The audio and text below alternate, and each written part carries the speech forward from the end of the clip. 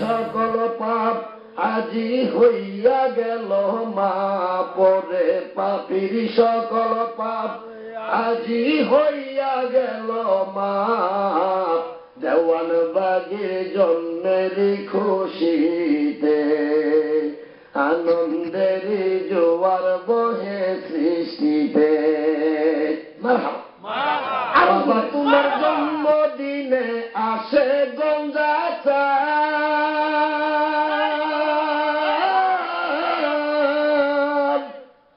বাবা তোমার জন্মদিনে আসে গঞ্জা তার চেয়ে বেশি দিয়ে তুমি শীতল করো প্রাণ আল্লাহু আকবার আউযুরে বাবা তোমার জন্মদিনে আসে গঞ্জা তার চেয়ে বেশি দিয়ে তুমি শীতল করো প্রাণ মুর্শিদ তোমার খাজ দয়ায় সাথে রেখো গো আমায় মুর্শিদ তোমার খাজ দয়ায় সাথে রেখো গো আমায় থাকো যেথায় যেই নামে যেই রূপে কেবল তোমার গোলামি করিতে পাপির সকল পাপ আজি হইয়া গেল মা পরে পাপির সকল পাপ আজি হইয়া গেল মা দেওয়ান বাগির জন্মের খুশিতে আনন্দের জোয়ার বহে সৃষ্টিতে চিৎকার মেরে বলেন মারহাবা একটু মহব্বতে দুরূদ শরীফ পড়েন আল্লাহুম্মা সাল্লি আলা সাইয়্যিদিনা মাওলানা মুহাম্মাদ ওয়া আলা আলি সাইয়্যিদিনা মাওলানা চিৎকার মেরে বলেন আলহামদুলিল্লাহ অসুবিধা হয় ওলি আল্লাহ সম্পর্কে কোরআনুল কারিমে আমি ইতিপূর্বে আপনাদেরকে বলেছি বহুবার ওলি আল্লাহ সম্পর্কে কয়খানা আয়াত নাজিল আছে 95টা কয়খানা জুড়ে বলেন 95খানা আয়াত শুধু ওলি আল্লাহ খাস ওলি আল্লাহর নাম নিয়া ইঙ্গিত দিয়া আল্লাহ নাজিল করছে সুবহানাল্লাহ বলেন এইবার আসুন সূরা তাওবার 105 নং আয়াতে কারিমা আল্লাহ বলতেছেন বিসমিল্লাহির রাহমানির রহিম ওয়া কুল ই'মালু ফাসায়ারাল্লাহু আমালাকুম ওয়া রাসূলুহু ওয়াল মুমিনুন ও বাবারা এই যে আমরা সারাদিন 24 ঘন্টা জন্মের পরে থেকে এই পর্যন্ত যা কর্মকাণ্ড করছি কয়জন লোকের সাথে মিথ্যা কথা বলছি কয়জন লোকের সাথে ধোঁকাবাজি করছি কয়জনের মানে ওজনে কম দিছি কয়জনের সাথে ওয়াসওয়াসা দিছি কয়জনের কুমন্ত্রণা দিছি কয়জন ব্যক্তিরে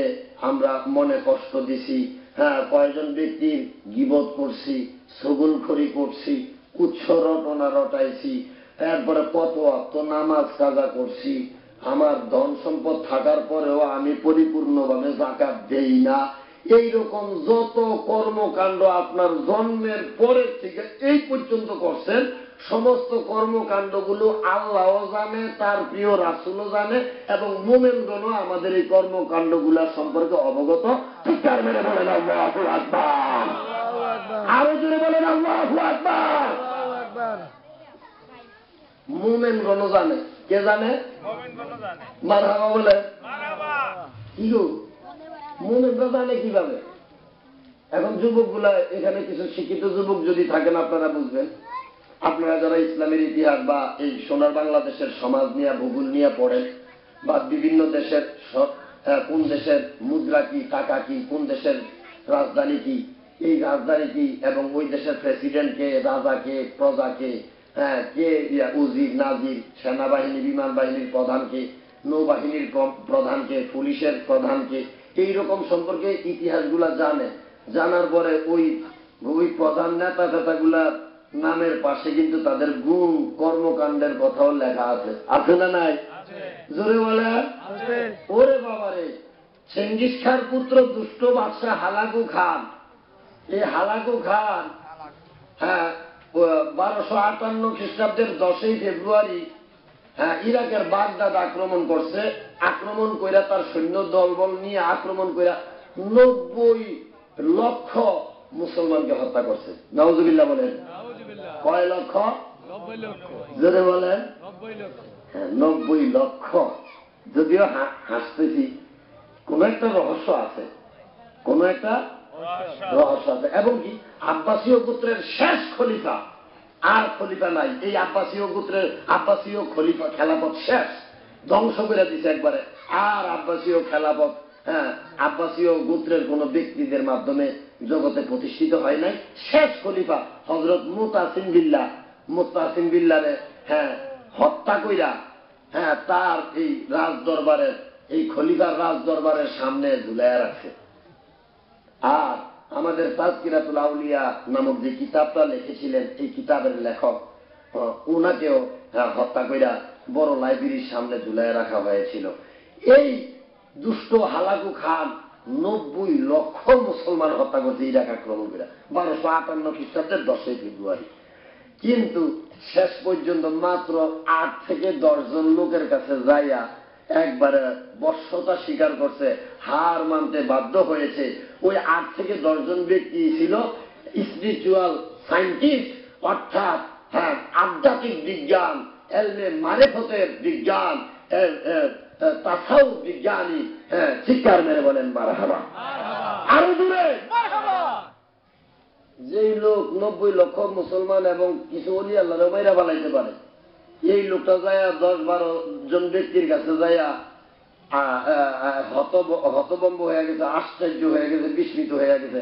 খাজা আবু ইয়াকুব রহমাতুল্লাহ আলাইহির কাছে যায়া, এটার ভিতরে বিশাল বাবার রহস্য। ওই দিকে যাইতে গেলে কখন যাব? সুতরাং তাহলে আমি বুঝাতে চাচ্ছি, আমাদের জন্মের পরে থেকে যত কর্মকাণ্ড আছে এগুলার সাথে আমাদের দোষ এবং ভালো এই গুণগুলা এমনি আইসা পড়ে, ইতিহাসে আছে। আছে না নাই? তাহলে আমরা কি জানি না? জানি না। আমরা সমস্ত পূর্বের যত ভালো মন্দ, হ্যাঁ, আবু জাহেল কি করছে, আবু লাহাব কি করছে, শাহজালাল ইয়ামানির সাথে দুষ্ট বাদশাহ হালাকু খান, এরপরে আমাদের ময়মনসিংহের নেত্রকোনায়, হ্যাঁ, হযরত শাহ সুলতান কমরউদ্দিন রুমি রহমাতুল্লাহ আলাইহি, যিনি সর্বপ্রথম মহাভারতে ভারতবর্ষে এসে ইসলাম প্রচার করেছেন। তারপরে শাহজালাল মুজাররি ইয়ামানি মুজাররি রহমাতুল্লাহ আলাইহি, শাহপরান, হ্যাঁ, হযরত আদম শাহ শহীদ রহমাতুল্লাহ আলাইহি, এরকম মহামানবগণ আসছেন। কিন্তু প্রথম আসছেন শাহ আবু আলী কলন্দর রহমাতুল্লাহ আলাইহি। তিনি মদন কোষের রাজার সাথে এমন কারামত দেখাইছে, মদন কোষের রাজা বলতেছে যে তুমি যদি সত্যিকার আল্লাহ ওয়ালা হয়ে থাকো, এক আল্লাহ, আমাকে বলছো দেবতার পূজা বাদ দিয়া আর নরবলি দেই, আমি প্রতিদিন একটা করে নরবলি দেয়। কি বলি? মানে শিব মন্দিরে নিয়ে নরবলি দেয় একটা করে প্রতিদিন সন্ধ্যার সময়, আর জল্লাদ করে দিয়া বলি দিয়া জল্লাদ করে নিয়ে নাচানাচি করে আনন্দ করে। তাও আবার বলি দেয় হ্যার ধর্মের না, মুসলমান পাইলে। কি পাইলে? হ্যাঁ, এলাকায় এই রাজ্যের ভিতরে কোথায় মুসলমান আছে তাড়াতাড়ি খুঁজে বাইর করো। রাজশাহী, রংপুর, দিনাজপুর, বগুড়া, মহাস্থানগড়, এখানেও ওই সুলতান কমরউদ্দিন রুমি আমাদের এখানে যিনি আছেন ওনাকে পাঠিয়েছেন। মারহাবা। আরো জোরে। বগুড়ার মহাস্থানগড় শাহ সুলতান ইব্রাহিম বলখি রহমাতুল্লাহ আলাইহি, তাকে পাঠাইছে উনি। মারহাবা। ইতিহাস জানে না, মোল্লারা বলে না। আইসা এখানে আবার আরেক রাজার পরশুরামের লগে যুদ্ধ করছে। মারহাবা। খালি হিন্দু রাজায় ভরা ছিল নেত্রকোনা, এই পরশুরাম, এই রাজশাহী, বিভিন্ন রাজাদের সাথে অনেক মোকাবিলা করে ওলি আল্লাহরা ইসলাম কায়েম করেছেন সোনার বাংলায়। চিৎকার মেরে বলেন আলহামদুলিল্লাহ, আলহামদুলিল্লাহ। সুতরাং এই মদন কোষের রাজায় বলেছিল, আপনি অনেকটা দূরে যায় আমাদের মদনপুর গ্রামের ভিতরে আইসা আমার রাজ দরবারের আশেপাশে সরাসরি উঠলেন না, দূরে আইসা আস্তানা গাছেন। ঠিক আছে, আপনি একটা কাজ করেন, আপনার যত অনুসারী আছে তাদেরকে নিয়ে আমার এখানে একবেলা ভোজ্য মানে খাবার খাবেন। কি খাবেন? ও বাবা, এই খাবারগুলোর ভিতরে 14 তোলা বিষ ছিল। কয় তোলা? কয় তোলা? হ্যাঁ, 14 তোলা বিষ। হ্যাঁ, এইবার হযরত শাহ সুলতান কমরউদ্দিন রুমি রহমাতুল্লাহ আলাইহি খাবার খাইতে গেছে কুসরাজ, মদন কুসের রাজার দরবারে।